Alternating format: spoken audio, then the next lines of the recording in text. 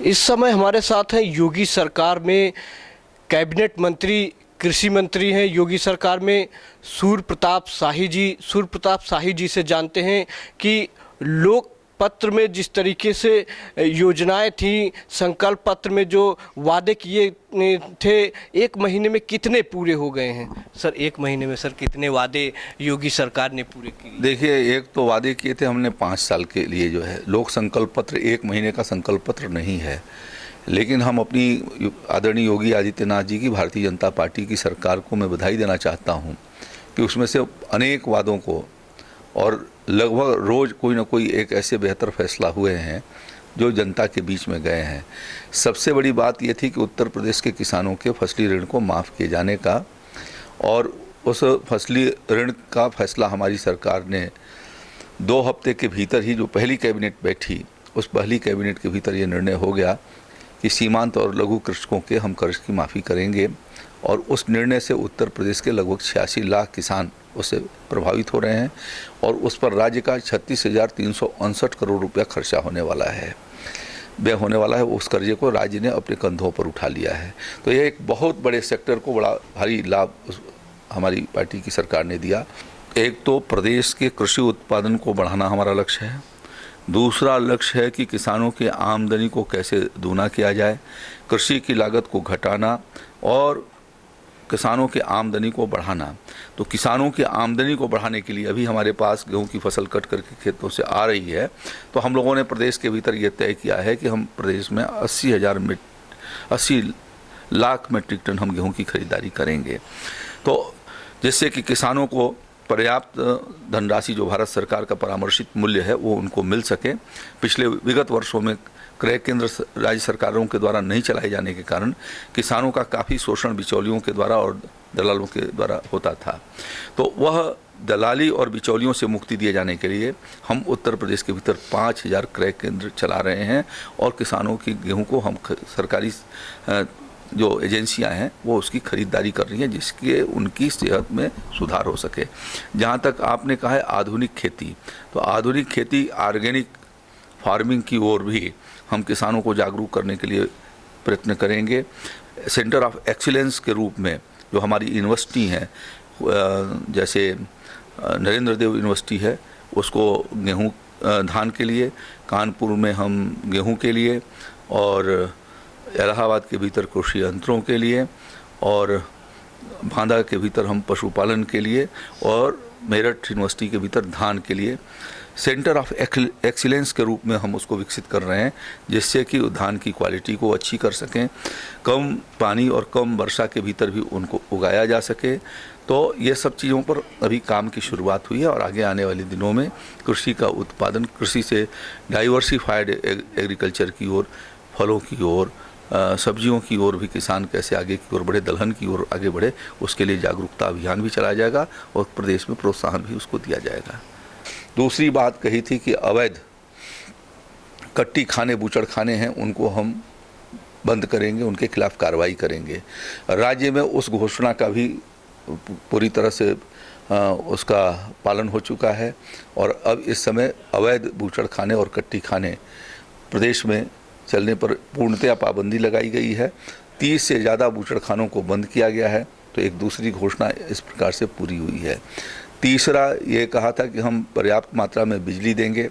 आज मंडल मुख्यालय और जिला मुख्यालय पर 24 घंटे, तहसील पर भी 20 घंटे, और ग्रामीण क्षेत्रों में हमारी कोशिश है कि 18 घंटे हम बिजली आपूर्ति करें। और यह भी फैसला लागू हो गया है और पर्याप्त मात्रा में उत्तर प्रदेश के शहरी और ग्रामीण क्षेत्रों में दोनों ही तरफ जो है ये बिजली उपलब्ध कराई जा रही है।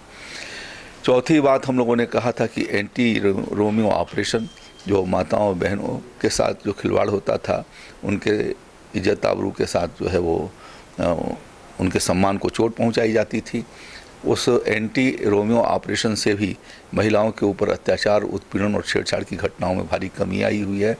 तो इस प्रकार से हम लोगों ने कई चीज़ों को हमने ज़मीन पर उतारने का प्रयास किया है। भूमि माफियाओं के लिए भी जो है, हाँ, भूमाफियाओं के लिए भी अभी हमारे यहाँ अभी बनाया है कि जो लोगों ने अनाधिकृत रूप से सरकारी ज़मीन और सरकारी कार्यालयों पर कब्जा कर रखे हैं या सार्वजनिक जगहों को कब्जा कर रखे हैं या निजी क्षेत्र के लोगों के ऊपर कब्जा कर रखे हैं, और जो बार बार ऐसा करने वाले तत्व हैं जिनको भूमाफिया के रूप में माना जाता है, ऐसे लोगों के खिलाफ भी। मुलायम परिवार के कुछ लोग कमर्शियल जो है बनाने के उसमें थे, इस पे क्या कहेंगे आप? देखिए, सबकी जांच हो रही है और जो भी अनियमितताएं हुई है, आदरणीय मुख्यमंत्री योगी आदित्यनाथ जी ने ये कहा है कि उसमें सब कानून के सामने बराबर हैं और जिन लोगों ने गड़बड़ियां की हैं उनके खिलाफ कार्रवाई की सर, जाएगी।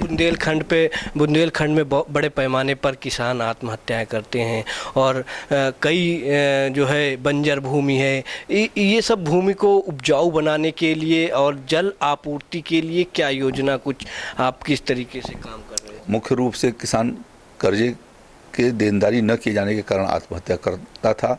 हम जब उनके कर्जे का 1 लाख रुपए तक की सीमा तक हम लोगों ने उनके कर्जे को, बोझ को उठा लिया है, तो अब ऐसी घटनाएं सामान्यतः नहीं हो रही हैं और एक तरीके से रुक गई हैं।